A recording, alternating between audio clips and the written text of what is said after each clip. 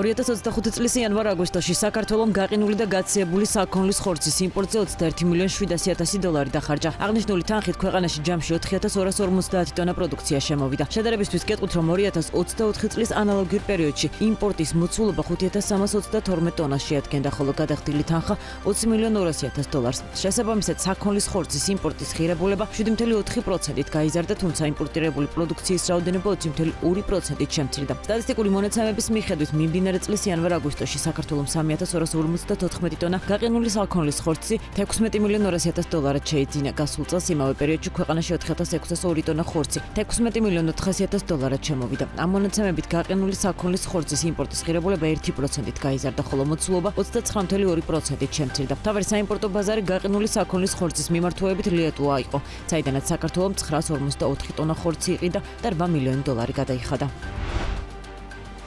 პარლამენტის თავდაცვისა და უსაფრთხოების კომიტეტის ხდომაზე 2026 წლის ბიუჯეტის პროექტს მხარი დაუჭირეს. ფინანსთა სამინისტროს მიერ წარდგენილი პროექტის თანახმად, მომდევნო წელს სუსის დაფინანსება $13.5 მილიონი გაიზრდება და $265 მილიონი იქნება. ბიუჯეტის მიხედვით უწყების ბიუჯეტის მატება ძირითადად სახელმწიფო ფონდის ზრდას უკავშირდება. ბიუჯეტის პროექტის თანახმადვე შტატიანი თანამშრომლების რაოდენობა 3,850-ია. მათ ხელფასებზე კი $152,600,000 დახარჯვა იგეგმება, რაც მიმდინარე წელთან შედარებით $14 მილიონი მეტია. სუსის ბიუჯეტიდან $25 მილიონი საგარეო დაზარვას მოხმარდება, $50 მილიონი კი ოპერატიულ-ტექნიკურ სააგენტოს, ხოლო $186 მილიონი სუსის სხვა მიმართულებებზე და ფუნქციონირებზე გადანაწილდება. აღსანიშნავია, რომ 2026 წლის ბიუჯეტის პროექტის შინაგან საქმეთა სამინისტროს ბიუჯეტი $1,473,000 იყო. თავდაცვის სამინისტროს $1,800,000, ხოლო სახელმწიფო დაცვის სპეციალური სამსახურის $100,900 მილიონი.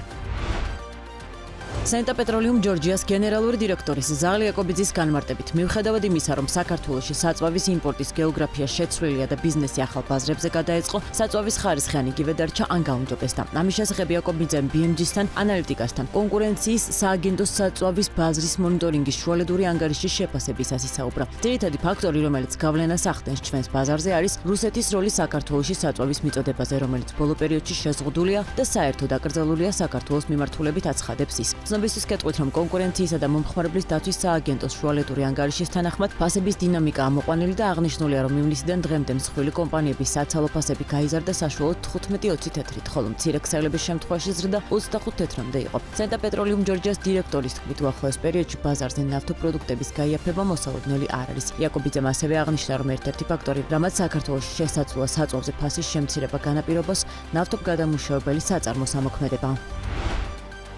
ხელოვნური ინტელექტის განვითარებით ინდუსტრიული რევოლუციის მსგავსი რამ ხდება ახლა, ამას უნდა შევხედოთ მეკობრულად და გაშლილი ხელებით, იმიტომ რომ ეს უკვე აქ არის და ვერაფერი ვერ გააჩერებს. ამის შესახებ BMG Drive-ის ეთერში ბიზნესმენმა ნიკა გამყრელიძემ ისაუბრა. მისი თქმით, პირველი დარგები, რომლებზეც AI-ის გავლენა ექნება, განათლება და ჯანდაცვა იქნება. დღესაც რომ ძალიან ბევრი ექიმი იყენებს უკვე მარტივ ინსტრუმენტებს, რასაც აქვს თუნდაც ChatGPT იქნება ის თუ Gemini, ხელოვნური ინტელექტის დაბადების თარიღს შტატებში 2022 წელს ეძახიან. რეალურად ხელოვნური ინტელექტი ბევრი წელი არსებობს, მაგრამ სანამ ეს ძალიან ძლიერი ნახევარგამტარები ჩიპები შესაბამისად ეს მოდელები არ შეიქმნება, არ იყო ამ ხელა პარამეტრების, რომ შეცვლებოდა რთული ამოცანების შესრულება, აცხადებს გამყრელიძე. ბიზნესმენი ასევე აღნიშნავს, რომ ზოგიერთი პროფესიის AI-ით ჩანაცვლება ბუნებრივია, თუმცა საჭიროა მისი სწორად გამოყენება დავიწყოთ, რაც სამომავლოდ ნებისმიერი პროფესიის საქმიანობას გაამარტივებს.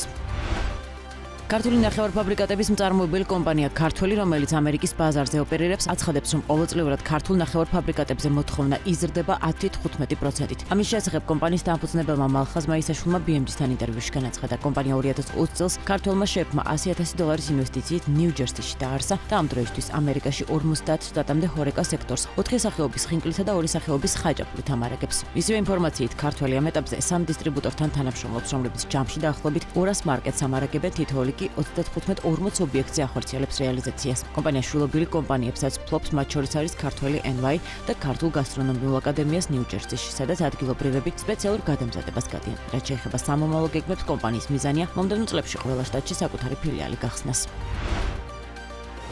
თბილისში მიმდინარე წელს იანვრიდან 19 სექტემბრის ჩათვლით 9 ტატუ-სალონი შემოწმდა, მათგან დარღვევა 4-ში გამოვლინდა. ამის შესახებ ინფორმაცია BMG-მ თბილისის მერიიდან გამოითხოვა, რომლის ჯანდაცვისა და სოციალური მომსახურების სამოქალაქო სამსახურის კომპეტენციაში შედის სილამაზისა და ტატუ-სალონების შემოწმება. მერიიდან მიღებული პასუხების მიხედვით მიმდინარე წელს 4 ტატუ-სალონში გამოვლენილი დარღვევები უკავშირდება სანიტარული ნორმების შეუსრულებლობას. თბილისის მერიის მიერ მოწოდებული პასუხის თანახმად ის სალონები, სადაც დარღვევა გამოვლინდა, ხელახლა გადამოწმდა. ჯარიმა არც ერთისთვის არ გამოწერილა. სავარაუდოდ იმიტომ, რომ გადამოწმების შემდეგ ყველა მათგან შესაბამისი ნორმები ჰქონდა დაკმაყოფილებული.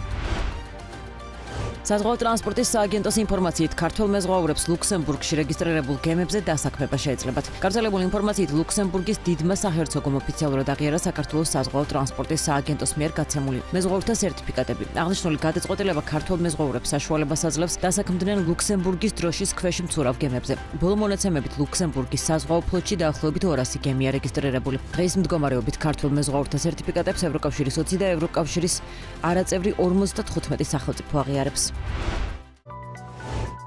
ღონისძიებების ორგანიზების კომპანია Incendio Events, რომელიც ბაზარზე მიმდინარე წლის დასაწყისში გამოჩნდა, წლის ბოლომდე ფიზიკური სივრცის გახსნას გეგმავს. როგორც კომპანიის თანადამფუძნებელი ქეთევან სიხარულიძე BMG-თან აცხადებს, ახალი სივრცე თბილისთან ახლოს დაახლოებით 4 კილომეტრის დაშორებით განთავსდება და იქნება მულტიფუნქციური, რაც საშუალებას მისცემს გუნდს სივრცეს სხვადასხვა ტიპის ღონისძიებებზე მოარგოს. მისივე ინფორმაციით, პროექტის განხორციელება დაახლოებით $200,000 ინვესტიციით მოხდება. ის ამბობს, რომ პროექტის ფარგლებში კომპანია გეგმავს მულტისენსორული გამოცდილებების შექმნას, რაც გულისხმობს იმ გარემოს ჩამოყალიბებას, სადაც ღონისძიებებს თან ახლავს ხმის, სურნელის ფაქტორისა და შეგრძნებების კომბინაცია. ეს კი სტუმრებისთვის უფრო ემოციურ და დასამახსოვრებელ გამოცდილებას შექმნის.